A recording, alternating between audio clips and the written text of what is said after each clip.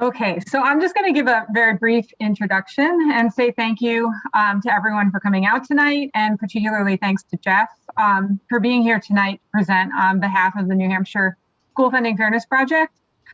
So just a bit about the project. So we engage in grassroots and legislative advocacy with the goal of increasing equity in school funding and in taxation in New Hampshire. And so as many of you know, I believe that these are issues that urgently need to be addressed. And my understanding of the problem was greatly informed by a presentation similar to the one that we'll see tonight that I attended in Newport in 2017. And it really sparked my interest in becoming an advocate to improve the mechanism of school funding in New Hampshire. And I'm very proud to say that I'm now a member of the board of directors of the project today. So Jeff McLynch is here tonight in his capacity as executive director of the New Hampshire School Funding Fairness Project. And he's well equipped to speak on the topics of school funding and taxation because he's worked an entire career in education and tax policy. So a brief list of some of the things Jeff has done before he came to the funding project. He served as director of the Massachusetts Coalition for Adult Education. He was executive director of the New Hampshire Fiscal Policy Institute, state policy director at the Institute on Taxation and Economic Policy, and he also served as the deputy director of the Massachusetts Budget and Policy Center. And so I wholeheartedly thank him for coming out tonight to share all this information with us, and I'm going to hand the stage over to him now. Thanks, Jeff. Perfect. Thanks so much, Jen, and thank you for that really kind introduction. And I want to thank everybody who's with us this evening for spending your Tuesday evening with us. Jen referenced that Newport meeting, and I think that's sort of like the Woodstock of the New Hampshire School Funding Fairness Project. I've encountered any number of people since I took this job who alleged to have been there, and I'm sure that Jen was, but it predates me, and it was really instrumental to sort of the development of the organization, kind of leap forward for us. My hope is that perhaps tonight will allow us to take another step forward. Before I begin the presentation, I do want to mention, because this is a webinar, we'll take questions via the Q&A feature of Zoom. Please go ahead and enter your questions in at any time. I'll try to pause at various points in the presentation, just to allow people a second to kind of catch up and check in then. If your question is a more general question, we might try to wait till the end to answer it. If it relates to a part of the presentation that's coming up, we might save it for then as well. So we'll try to get to everything in turn, and we'll definitely try to allow some time for conversation as best as possible, given the format at the end of the presentation. So if you'll bear with me for just a moment.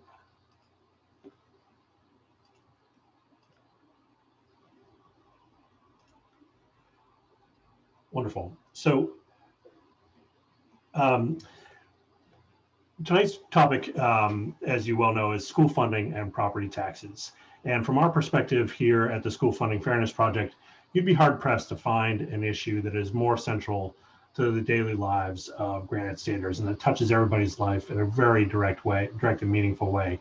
It's certainly of great importance to New Hampshire students and school children, represented here by a group of students from Berlin who put in their graphic design class, put together this banner to call attention to the funding problems that their school has been facing in recent years, and really for quite some time now.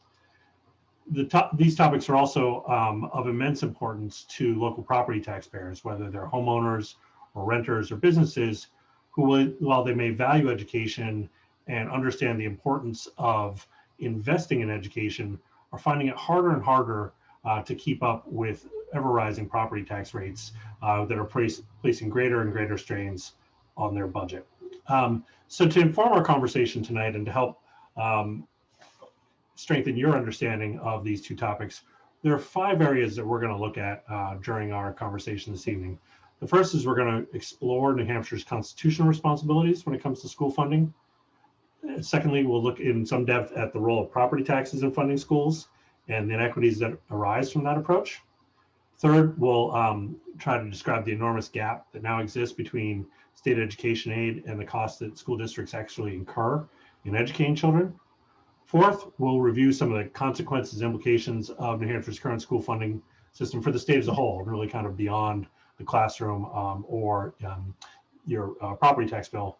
And finally, we'll touch on some near-term developments in the legislature related to school funding, as well as discuss some of the longer-term reforms that are available to addressing some of the problems that we'll touch on this evening. Now, that's a lot to cover in an hour, and if anything, if I'm guilty of anything, it's trying to cram a little too much into that space. And so we'll certainly be reviewing a lot of facts and figures. But my hope is that when you leave this conversation tonight, there are really 3 points that you'll take away from it. The first is that taxpayers and students are not treated equitably and fairly under our current school funding system. Secondly, you'll come to understand that the problem is only getting worse. And third, I hope that you'll realize that the current system is unconstitutional. And to kind of heighten that awareness, we'll start with that review of constitutional responsibilities. Now, some of the folks who are participating tonight may be aware, this year marks the 30th anniversary of the start of the seminal Claremont lawsuit case. And that was really a groundbreaking case because it established 2 fundamental responsibilities for the state of New Hampshire. It established or clarified that New Hampshire has a duty to pay for the cost of a constitutionally adequate education for every K-12 public school student in the state. Secondly, it established that the taxes that the state uses to pay for that education must have a uniform rate across the state. And I think it's a really open question as to whether the state is affirmatively meeting those responsibilities at present. Now, there have been subsequent decisions from the court, and we'll talk about one that's still pending a little bit later. But one in particular, Londonderry, which dates from 2006, further refined those responsibilities and outlined 4 duties that the state had to fulfill when it came to school funding. The first was to define an adequate education.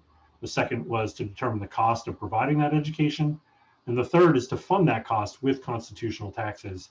And lastly, the state is responsible for ensuring the delivery of that education through some accountability mechanisms. Now, when it comes to defining an adequate education, thankfully, the court was very future-oriented and went well beyond sort of the traditional 3 R's that we think about from popular culture. It wasn't just reading, writing, and arithmetic, and thank goodness for that. If you think about it, at the time the court really weighed in the first Claremont decision, the internet was just a twinkle in Al Gore's eye, and we were all still using AOL dial-up or Netscape to try to access that information. A lot has changed in the 30 years since that. A lot has changed not only in sort of the body of knowledge that are available to kids, but in terms of pedagogy. And so really, the court emphasized that that education had to entail a broad exposure to social, economic, scientific, technological, and political realities of today's society. The court also recognized that just as that sort of definition was expansive, there needed to be some flexibility in terms of the amount of resources that were provided to each district to meet that adequacy standard. The court wasn't looking for a sort of a cookie cutter solution to this problem or a one size fits all response. It understood that there are some districts who serve kids who might be more difficult to educate, whether because of sort of socioeconomic status or sort of lack of opportunities, or because of disabilities, whether physical or mental disability.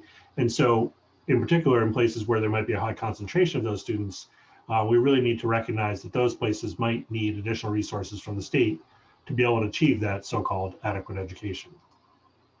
But regardless of how it was defined or sort of the level of resources provided to particular districts, the court really emphasized in Londonderry that this is fundamentally a state responsibility. And just to emphasize here, whatever the state identifies as comprising constitutional adequacy, it must pay for. It reads the court's decision. None of the financial obligation can be shifted to local school districts, regardless of their relative wealth or need. Now, just as sort of there was some leeway in terms of how to define an adequate education, there was leeway given to the legislature in choosing how to fund public education. The court wasn't looking to the legislature to enact a particular tax or set of taxes, but really gave it leeway to kind of avail itself of expertise that's available to any legislature in trying to craft a funding mechanism. It did have, the court has had one binding constraint, and this is consistent with the Constitution in general, is that to the extent a property tax is used, that tax must be equal in valuation and uniform in rate throughout the state. And I really want to emphasize that portion there, uniform in rate throughout the state. And what we'll see is that certainly does not hold true in New Hampshire today. There are wide disparities in property tax rates among districts who are acting in essence on behalf of the state to try to fulfill that fundamental responsibility. It should be little wonder that the court sort of focused in on the property tax in this way, because what we'll see here when we turn to this next section of our conversation is that property taxes at that time, and still are today, were very much the driving force in funding the operations of New Hampshire school districts. These data are from the current era, 2019, 2020, and what they show is that the vast majority of revenue for local school districts comes from property taxes in New Hampshire. More specifically, the local property tax constitutes 62% of that total 3.6 billion figure, and the SWEPT, the statewide education property tax, which is in name a state tax but functions very much along the lines of a local property tax, comprises another 11%. So all up, property taxes, whether in the form of the SWEPT or local levies, provide 73 cents out of every dollar going into local school districts. Certainly state adequacy aid plays a role, but not nearly the role that it could or should in funding operations. So, and that reliance on local property taxes has really only grown over time. These data look back over the last decade or so, from 2009 to 2019. And what you see is that to the extent there's been growth in those revenue sources, it has overwhelmingly taken place among local property taxes. They've climbed by over $500 million during that decade, whereas state adequacy aid or federal funds or tuition or fees, while they've grown a little bit, have been dwarfed by that overall increase in local property taxation. So the composition has become even more skewed towards local property taxes. Now, not surprisingly, in part because of that, the property tax is far and away the largest tax in New Hampshire. While there's been a lot of debate in recent years, and certainly this year was no different, at the legislature about different types of taxes and whether the current rates are appropriate or not, that focus is misplaced in that really it's property taxes that are doing all the heavy lifting here in New Hampshire, whether for local service, whether local municipal services or for education or for county services, such as nursing homes. That's really sort of the bread and butter of New Hampshire public finance, property taxes. Everything else, or nothing else really even comes close. Now, given this focus on property taxation or reliance on property taxation, it's natural to ask why. Well, the short answer is that is due to the fact that New Hampshire provides the smallest share of school funding of any state in the country. This graph is from 2017 to 2018 and is based on US Census data. It's the latest comparison that's been done on a 50-state basis. And what you see is if you look to the left of the graph, there's New Hampshire. It provides, if you leave aside that SWEPT that we talked about a moment ago, it provides only about 20% of all school revenue in that year, 2017, 2018. That's dwarfed by places like our neighbor to the west, Vermont, where it's well over 80%, or other states like Minnesota or New Mexico, where it's over 60%. That's really the deciding factor in terms of why we turn to property taxes to fund education in New Hampshire. Now, we're going to talk a little bit about, and I just want to pause here, we have received a question about whether these slides will be shared. They most certainly will be. We'll not only provide copies of the slides, but this recording so that we can help you sleep at night. We're going to talk in a little bit more depth about property taxes and the disparities that exist. But before we do, there's one key concept I want to make sure that we make clear, and that is a measure, or really a measure, equalized value per pupil. And really what that tries to ask or express is how much property value is available in a given town to be taxed to support each student's education. And we'll give you some examples in a minute, but really it comes down to kind of basic math. here we have two very simplified examples, two highly stylized towns. Imagine you have one town with property values of $1 million. Their neighboring town has property values of just $400,000. Let's suppose they both had a property tax rate of $10 per thousand. In the case of the first town, that would yield $10,000 in revenue for the town to use.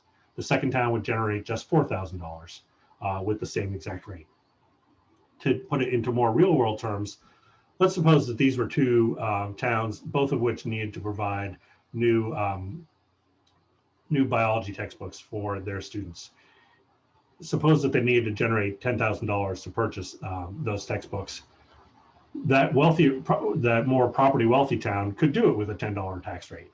However, the relatively property poor community, the community with just $400,000 in property values, would have to use a rate of 2.5 times that of its neighbor to generate the same amount of revenue. So they'd have to run a lot harder and sweat a lot faster to generate, run a lot faster and sweat a lot harder, excuse me, to generate just the same amount of revenue as their neighboring town. And we see that played out throughout the state, as we'll talk about it in a moment. But the problems that we're going to talk about today really wouldn't occur to the same degree, if at all, if the distribution of property throughout the state and the distribution of students were approximately the same. And not to sort of take away the punchline or anything, but they are not. There are wide disparities, again, in both areas, and we'll see that here. So this table lays out a wide variety of towns in New Hampshire, along with their various property values and the tax rates that they use to fund education. Let's just start in the middle. That's New Hampshire as a whole. All told, there are about 173,000 kids during the 2019-2020 school year. The state's total equalized property value was about $207 billion. So you divide that equalized value by the number of kids, and you come out with a statewide average equalized value per pupil of about 1.2 million. Now, there's a huge dispersion throughout the state, depending on where you live. So take, for example, Moulton Borough. Their equalized value per pupil in 2019-2020 was close to $8 million per kid. So with a school tax rate of just $3.62 per thousand, they were able to generate close to $29,000 on a per pupil basis. Contrast that with a place like Newport, where equalized property value was only about a little bit less than $600,000. They had to use a rate of almost 4 times as much to generate 1/3 the amount of revenue for their kids. That has very real consequences, not only for the students in those schools, but for the taxpayers in that community. They are trying to do right by their kids, but they have to turn to ever higher taxes just simply to keep pace, whereas other parts of New Hampshire are able to provide our quality education at much lower tax levels. This same sort of phenomenon certainly plays out in the Upper Valley. Just focus in on Lyme here at the top. For 2019-2020, equalized value per pupil was a little bit shy of $1.4 million, so slightly above average. The total education tax rate for the town was $17.21 per thousand, and elementary spending per pupil was $23,475. Now, there are sort of towns on either side of the divide nearby. Look, for instance, at, say, Woodstock or Lebanon. They are able to generate more revenue for their kids with lower tax rates because of those differences in property values. By the same token, communities like Haverhill, which has an equalized property value of under $700,000, has to use a much higher tax rate, but can only generate revenue for each kid that's a fraction of what you might see in Lyme. And think about it sort of on a classroom basis. If you've got a class of 20 kids and the difference on a per pupil basis is $5,000 to $6,000, you're talking about $100,000 for an entire classroom. And that can translate into say a paraprofessional, equipment for a chemistry lab, for a computer lab, any variety of differences. And so it really plays out time and again in different cities and towns across New Hampshire. So these disparities here in New Hampshire in terms of property values, just as the reliance on the property tax has grown, these disparities have grown too. Looking back over a decade, you have some places that have really seen property values rise pretty substantially, Take, for instance, down on the seacoast, Portsmouth and Durham, they've grown by, over 40, as much as high as 60% in the case of Portsmouth. In former mill towns like Claremont, there's actually been declines over that period, and that's not before you even adjust for inflation, if I recall. So again, that there's been a real kind of growing apart, if you will. Now, one other way to try to understand this, and this might help sort of help people wrap their head around it, is to think about the property tax bills that people actually face for their homes. And so just to contrast two homes here in New Hampshire, on the left, we have a sort of traditional historic 4-bedroom colonial with views of the Great Bay down here on the seacoast, 2-car garage, and a variety of amenities. On the right, we have a far more modest home, 2 bedrooms, 1 bath.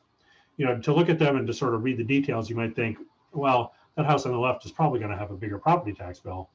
But by virtue of where these two places are situated, the one on the left being in Newington, the one on the right being in Charlestown, their property taxes are actually quite similar. And in fact, the home on the right, because Charlestown collectively has such low property values and has to employ such high property tax rate, that home on the right actually has a tax bill, at least as of 2019, that is somewhat higher than that much larger home with the full scope of amenities. And you could kind of see this throughout the state. We've got a variety of different comparisons on our website, and I invite you to take a look at them as well. But that's just one other way to sort of think about this situation. Now, before we move on to school funding, I touched on the fact earlier that the distribution of students isn't the same throughout the state either.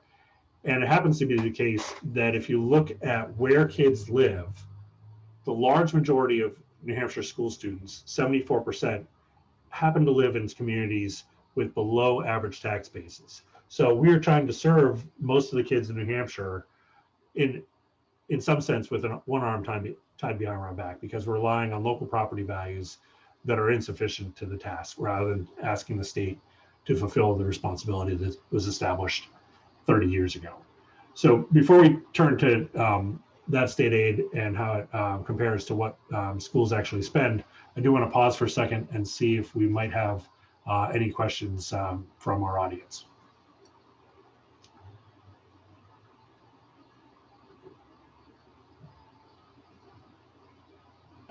Okay, well, I'm not seeing any at the moment, but please don't hesitate to type into the Q&A or post them at the end.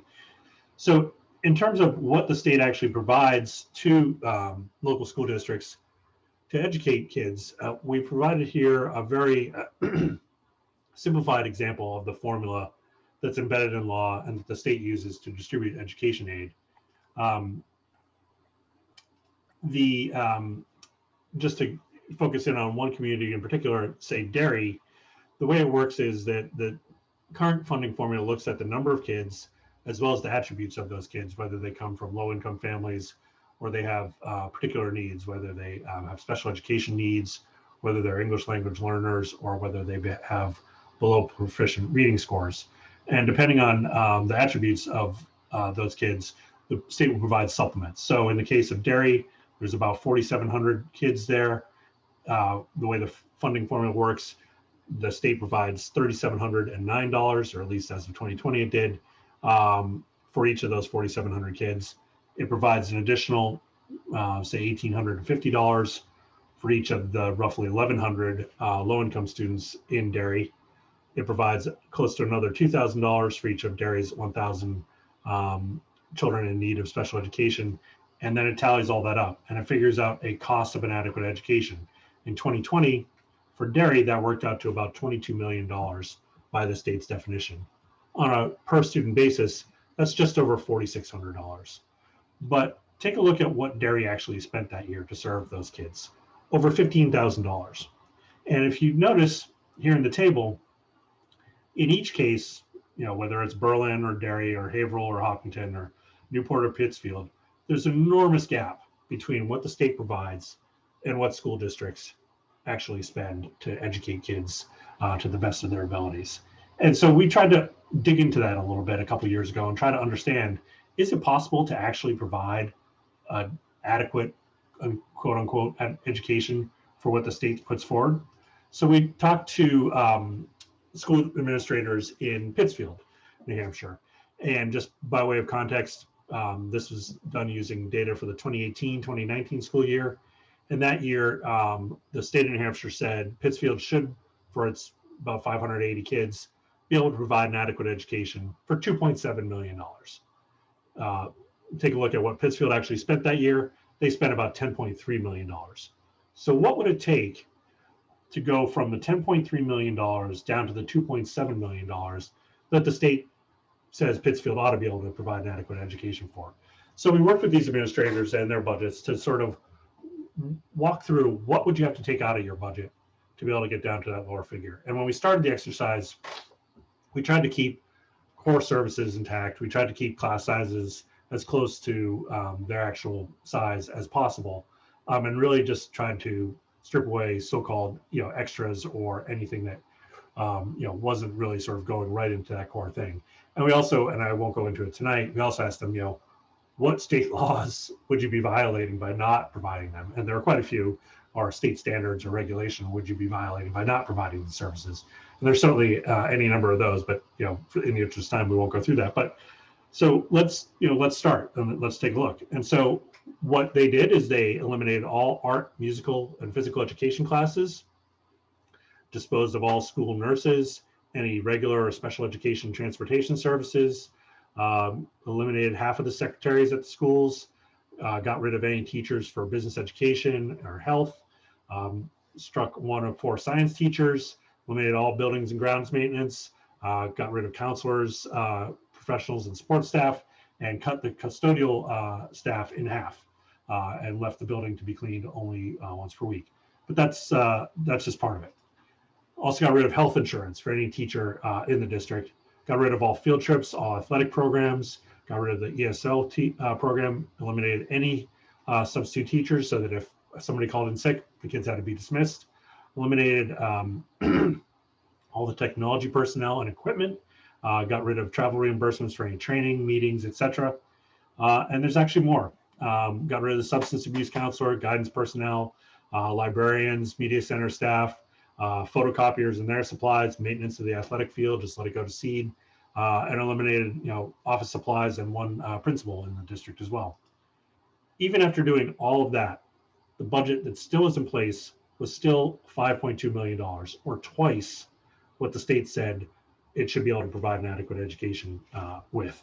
So to get down to that so-called adequate figure, you had to cut half the remaining teachers, and the class size jumped to 60 kids per teacher. I think it's, it really begs the question, how does anybody believe that this will provide adequate education in Pittsfield or anywhere else? So with that in mind, beyond the classroom or beyond, people's property tax bills, our current school funding system has a number of broad consequences for the state. Think about sort of what the state wants to achieve as a whole, and one of the top priorities on anybody's list is economic growth, the key to so many goals here in New Hampshire. But the current system really impedes economic development in property poor towns. Businesses, everything being equal, are going to look to locate where their property tax bill might be lower. It's the largest tax that they pay in New Hampshire. So if they're thinking about cutting costs, they're going to think about that. And so that's why places like Berlin tend to suffer, because they have to rely on higher property taxes, and that in turn affects the attractiveness of the town for newer existing businesses. The same is true when it comes to people and families. As I think everybody on the webinar appreciates, New Hampshire is an aging state, and so we really want to try to attract or keep young families here. They too are going to think about the property taxes they may have to pay, but there's also a dynamic in play in which because the state is not fulfilling its responsibility and providing those resources, local administrators, local officials oftentimes worry about trying to build workforce housing and the potential implications for local budgets, and in particular local school budgets, because they're the ones who are going to be left making up the difference if the state's not providing its share. And then one other consequence to consider is that the current system really discourages regional cooperation and economies of scale. And this plays out in regional districts around the state, creates real tensions among towns that might otherwise be trying to collaborate to better serve the kids in their area. Here we have an example of Timberlane, where you have some communities that have above average property values and some that have considerably below average property values. So you end up with a situation where, like, let's take an algebra class where, you know, two girls might be sitting next to each other, one from Atkinson, one from Danville, and they're receiving the exact same education, but yet the parents of the girl from Atkinson are paying a property tax bill that's $1,400 less, even if they have a, you know, comparably priced home than her classmate from Danville. And this is the kind of dynamic that leads to real tension among regional districts and may lead to sort of fragmentation when there could be a lot to be gained by sort of cooperation instead. So those are three kind of broad categories. I do want to, we can certainly come back to those during our conversation at the end, but I did want to sort of bring people up to date on kind of some near-term developments related to school funding within the legislature, as well as talk a little bit about some possible long-term reforms that could be pursued to address the problems that we've highlighted tonight. So first, you know, I think it's the unfortunate reality that much of the debate about school funding in this legislative session, you know, to the extent it hasn't been about sort of education freedom counts or vouchers or what have you, has very much focused on the near term. And that concern is appropriate in some ways, but unfortunately it's come at the expense of thinking about longer term changes as well. And just to give you more specifics, sort of at the start of this year's budget process, state education aid was projected to decline about $90 million between fiscal 21 and fiscal 22. And there are really four sources of that collective $90 million decline. The first two relate to the pandemic, and I'll dive into those in more detail in a second. The other two relate to expiring elements of current law or temporary changes in law that were designed to try to direct more resources to areas facing economic hardship. And I'll talk a little bit more about those in a second as well. On the pandemic side of things, we've seen a real decline in enrollments during the 2020-2021 school year, much sharper than the sort of long-term downward trend in enrollments. And when you start to think about it, that's, you know, not entirely surprising in that, given the uncertainty about remote or hybrid learning, some parents have sort of basically taken responsibility for educating their kids, at least for this year, from home, or have pursued local parochial schools who may have been open, or if you have particularly young children who, say, are going to kindergarten, maybe just delaying their entry for a year. So all told, the state as a whole is expected to see a decline of 4% in enrollments. Why might that matter? Well, the reason that that's a cause for concern is that that funding formula that I mentioned a little bit earlier has a built-in lag in it, so that the data that are used to calculate how much each city and town gets for fiscal 22 for the upcoming school year relies on this data here. So you could end up, if this legislature didn't act, you could end up with a situation in which, just as all these kids are coming back into the classrooms on a full-time basis in the fall, you could see a drop off in aid because we're using this, you know, this really temporary depression of attendance to determine those aid figures. And so, fortunately, the budget that is going to be voted on Thursday, while it does have some flaws and shortcomings, does address this problem, at least for the next school year in fiscal 22. The same is true for free and reduced price lunch data. And this is important, and forgive me because I didn't talk about this earlier, when I made reference to low-income families and sort of how they figured into the education funding formula. The measure that's used is eligibility for free and reduced price lunch. And there's a 1-year lag in those data as well. And we've seen real declines in those numbers for a good reason. And that is to say, throughout the pandemic, the federal government has made it considerably easier for needy families to access food assistance. So rather than have to fill out paperwork to apply for free and reduced price lunch, it's been universally available for every kid in every school, and that'll continue into fiscal 23 as well. As a result, the parent number of kids, people who have actually completed the paperwork, has dropped off by like 25%. And again, that would have had real impact on state education aid. But fortunately, the legislature has included provisions in this budget agreement to address that problem. But it's not addressed the entire problem, and we'll talk about that in just a moment. You can see here that Lyme was certainly not exempt from these problems. Using the figures, ADMA is shorthand for average daily membership in attendance. There was about a close to 3% drop between the 2019-2020 school year and the 2020-21 school year, a much steeper decline in terms of the number of kids eligible for free and reduced price lunch, close to 45% in Lyme. Certainly not as steep as some places like Kensington or Shelburne. Obviously when you have that few kids, there's going to be potential for kind of really steep or sharp drops or increases. And it is steeper than the biggest school districts in the state, Nashua and Manchester. There are some places that actually gained school kids over the course of the pandemic, Waterville Valley being a prime example, most likely because of the degree of vacation property in that area. There was a real influx of kids into the area during the school district. Fortunately, the changes that are included in the current budget are flexible enough to ensure that Waterville will receive an increase to handle any kind of permanent rise in attendance, and they won't be sort of denied aid because of those changes. One other change that we see in this budget, and this is to the good as well, is that, as I touched on at the outset, or a few moments ago rather, legislators in the current budget, the 2021 budget, excuse me, the 21-22, but nope, I was right. The current budget had included a new form of assistance called additional aid that was targeted to low-income places and provided up to $350 in additional assistance for every kid who is eligible for free and reduced price lunch. This new budget includes a higher figure of $600 per kid, so it's a step forward in some regards.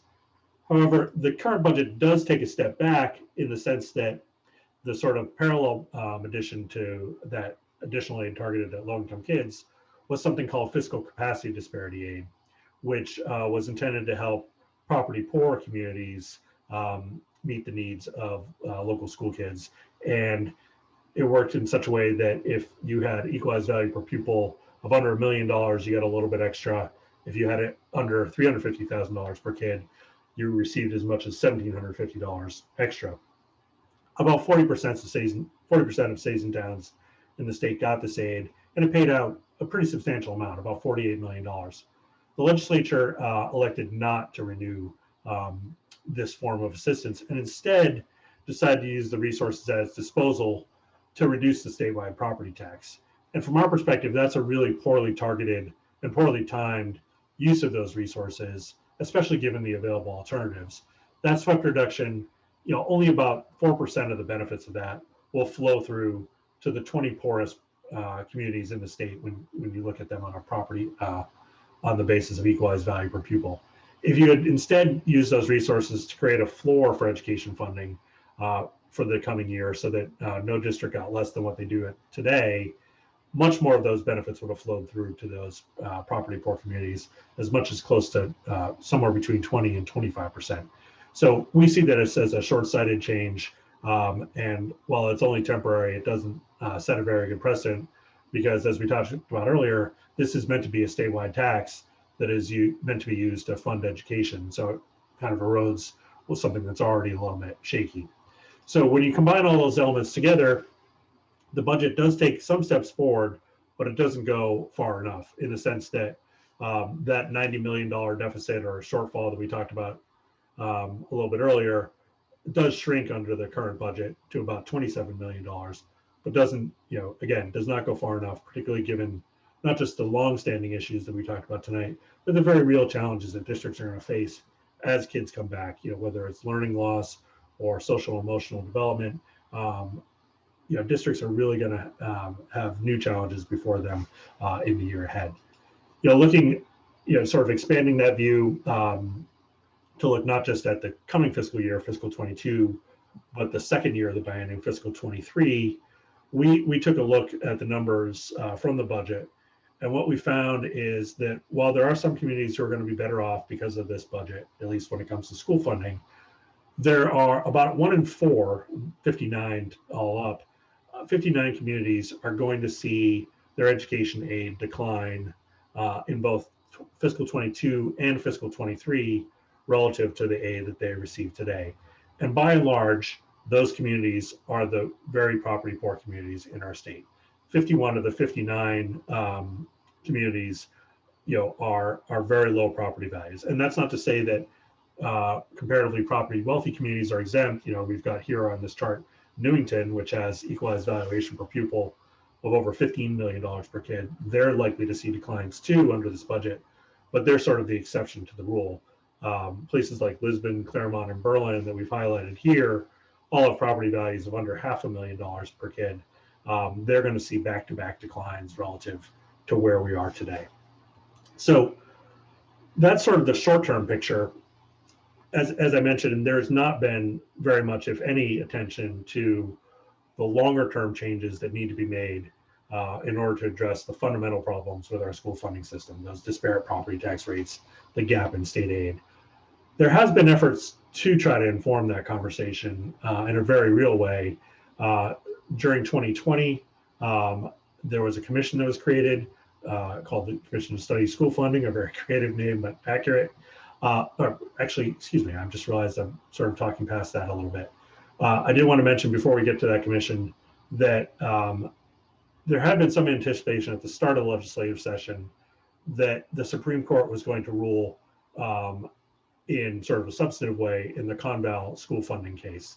The court did rule in March of this year, but by and large remanded the case to the Superior Court for further development. And since that time, a number of additional school districts, 12 in fact, have joined into the case as plaintiffs. So there are now, a really substantial number of, in essence, schools or kids being represented by the case. But unfortunately, it's going to be some time before a final decision is reached in that case. The trial could begin perhaps next summer in the Superior Court, and with an appeal likely to the Supreme Court, one way or the other, it may not be until late 2023 or early 2024 until there's a final decision from the courts there. That said, there's no reason to delay action and no reason to delay constructive change. And the Commission to Study School Funding that I started to talk a little bit about, really laid out a blueprint for potential action. And this was a commission that met throughout 2020, despite the pandemic, met for many hours, received hour upon hour of testimony and analysis from state and national experts about school funding and how New Hampshire might approach this. It included 6 legislators and 10 members of the public, and had resources to do some pretty in-depth thinking. They engaged the Carson School Public Policy, which in turn engaged a nationally recognized, nonpartisan, really rigorous analysis group called the American Institutes for Research to dig deep into New Hampshire's school funding system. And AAR, through its research, really made 2 valuable contributions to the debate about school funding.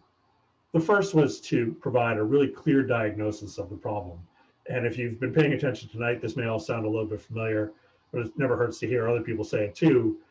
Really what AAR emphasized in its analysis is that the state's current system is inequitable from both student and taxpayer perspectives. The districts serving the highest proportion of students who are economically disadvantaged spend less on average compared with districts serving the fewest such students.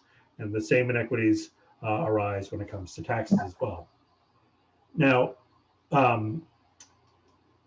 what AAR did in addition to sort of looking at the problem is it tried to craft a solution as well.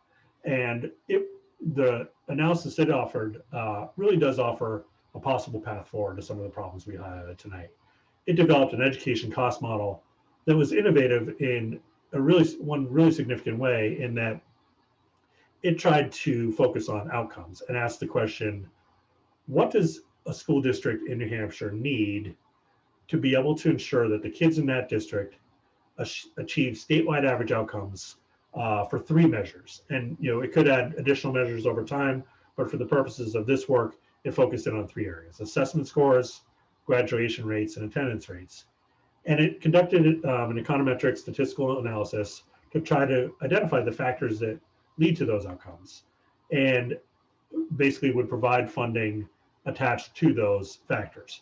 And so that revised funding formula that they proposed would provide funding ranging from just over $11,500 per pupil in a case like Wyndham, which has a population of kids that are less difficult to serve, to $30,000 per pupil in a place like Stratford, which I believe has pretty high concentration of low-income kids and real challenges as a district. And under that model, the large majority, or the vast majority, if not all of those funds, would come from the state. And in turn, the state would generate those funds through a couple different approaches that were floated by AAR, although I should mention that the commission didn't really endorse either approach. And really what it was based upon the premise that you'd continue to have the revenue that's available for school funding that now exists in the state's education trust fund, and that totals about $600 million annually. And that's from things like the business profits tax and the meals and rooms tax and so forth. But that would in turn be supplemented by a much higher statewide property tax rate of roughly $12 per thousand, or some combination of a statewide rate and a minimum local contribution. Now, I really want to be quick to emphasize that statewide rate of $12 per thousand would almost entirely replace, in most places, not only the existing statewide property tax, but local school property taxes as well. So you could end up with a situation in which, for places that have very high school property tax rates, they would see much lower property taxes, but would receive much more in state funding. In the case of a place like Lyme, and if we've got some time later on, we can walk through that a bit. In a case like Lyme almost breaks entirely even in terms of the change in property tax rates it would see is almost exactly the same. And while it would receive, I believe, more in state aid, overall on a per pupil basis, it works out to about the same.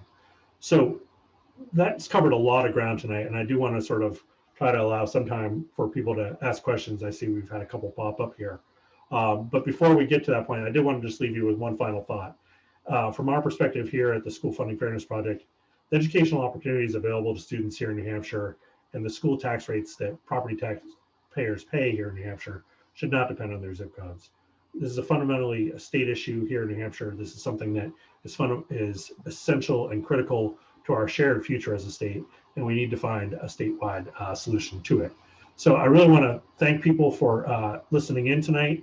If this is something that has really piqued your curiosity and you want to learn more, I really invite you to visit our brand spanking new website, which is fairfundingnh.org. And if this is something that has created immense concern in your mind, or if you had immense concern coming into this conversation and want to get engaged more, I really encourage you to reach out to us. Our email address, info@fairfundingnh, is probably the best way. We also have a place on our website called Engage, where you can volunteer to take part in a variety of ways in the advocacy that we conduct. Everything from making sure that information like this is shared with your neighbors, whether via social media, email, so forth, or if you're interested in participating in future events, meeting with your local legislator when we meet with them to talk about school funding, or attending an event in Concord. There are a whole variety of ways in which you could get involved, and all you need to do is just kind of fill out that form or send us an email, and we'd be happy to talk. You can also follow us on social media if that's your bent. Our handles for Twitter, Facebook, and Instagram are all here. And of course, there's the good old-fashioned phone. Please don't hesitate to give us a call. I do have to make one request of all of you. If you have a chance tonight or tomorrow, we really value your feedback, both in terms of kind of the information we've presented and the way it's been presented, and sort of how we're doing as an organization. There's a link here, which you may or may not be able to click on. I will provide that in the chat before we all say goodbye for the evening. but we'll also follow up via email with that. And I hope you can just take a few minutes, and it really should not take more than a few minutes to complete that. So I'll wrap up there, and let's look to the Q&A to see if we have some questions here. So one person has asked about a demographic analysis beyond locations such as race. This is something that we certainly would like to do. It just becomes a little bit more difficult to do on a, say, a school district by school district basis, because some of the numbers can be so small, and short of doing a direct census of every district and then in turn having the income information to go along with it, it becomes a little bit difficult. If you look at the census data that's available on a place-by-place basis in New Hampshire, the measure of, the excuse me, the statistical phrase has gone out of my head. The measure of error in those towns is so wide that it makes analysis more difficult than you might think. But it's certainly something that we think about and I want to look at more in the future. Let me see if there might be other questions that are out there.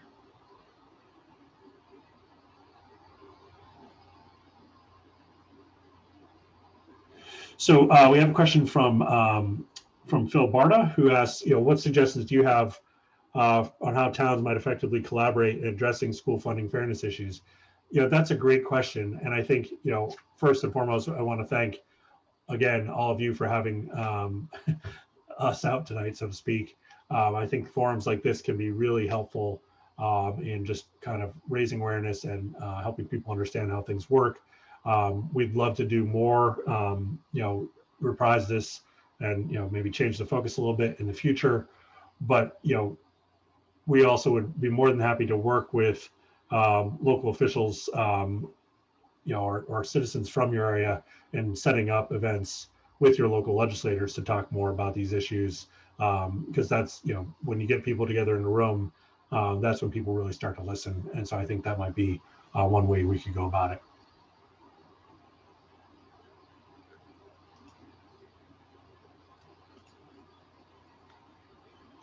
So let me check in here on Q&A.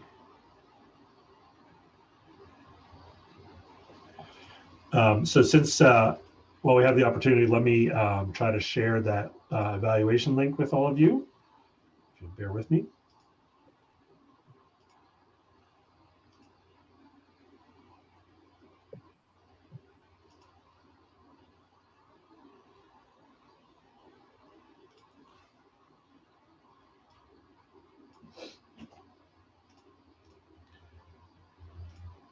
There we go.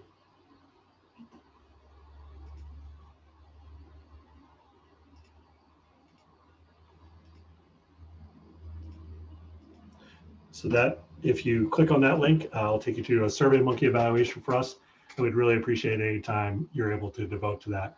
I do want to share with you as well a fact sheet that we put out a little bit earlier this week that includes a lot of the information that I covered in talking about the most recent budget, and some of the progress it makes and some of the shortcomings inherent in it, and you can get some more information there as well. I feel like we've got one more question that's popped up here. So we have another person who's asked, what are some of the reasons that this unfair situation has continued for so long? Well, I mean, I think part of it is that we have a tradition of relying on the property tax, and change doesn't come quickly, even if it has been 30 years. Before we move beyond the property tax, or before we move beyond local property taxation, I think people need a clearer understanding of what the implications might be. And I do think that the work that the commission did provides some of that insight. There's also been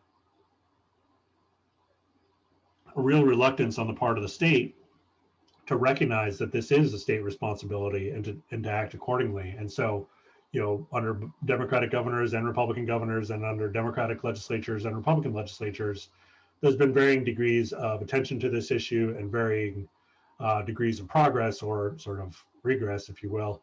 But nobody is we have yet to get to a point where that fundamental responsibility has been fulfilled. And I think it's going to take, real collaboration along the lines that Phil hinted at to get to that point. And, one thing I didn't mention is that I showed in my presentation the sort of distribution of where kids live. That distribution is bipartisan. There are Republican districts who have very low property values and serve a lot of kids, just as there are Democratic ones who do too. And I think there is a real opportunity for bipartisan cooperation to begin to address this issue.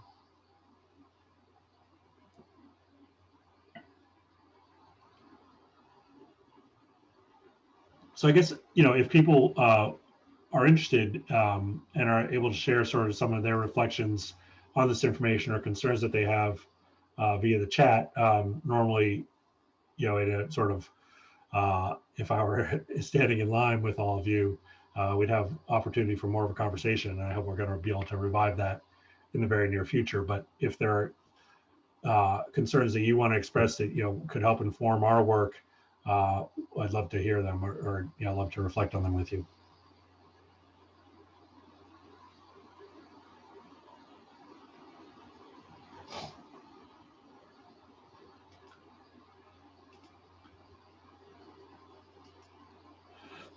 So Jen, are there any closing thoughts that you might want to offer before we wrap up for the evening, or while we give people a chance to type in?